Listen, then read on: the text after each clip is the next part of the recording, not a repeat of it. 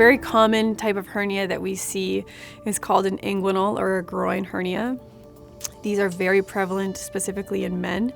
In fact, about 27% of the male population will have one of these hernias during their lifetime. So we see a ton of patients with inguinal hernias. One technique that we offer at Northwestern Medicine that is not done at many other centers in the United States is a non-mesh groin hernia repair. This is most commonly known as the Shouldice technique.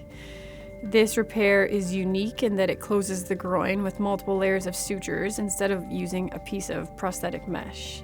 It's really an excellent, technically sound operation for inguinal hernia repair, and honestly one of my favorite techniques to perform. The outcomes are as good, if not better, than the techniques with mesh.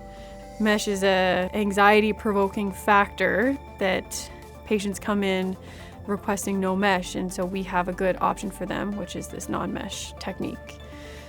And then in terms of the outcomes, they're as good, if not better, from a recurrence standpoint, from a chronic pain standpoint, and from a getting back to your quality of life standpoint as well. There's not a lot of surgeons that know how to perform this technique.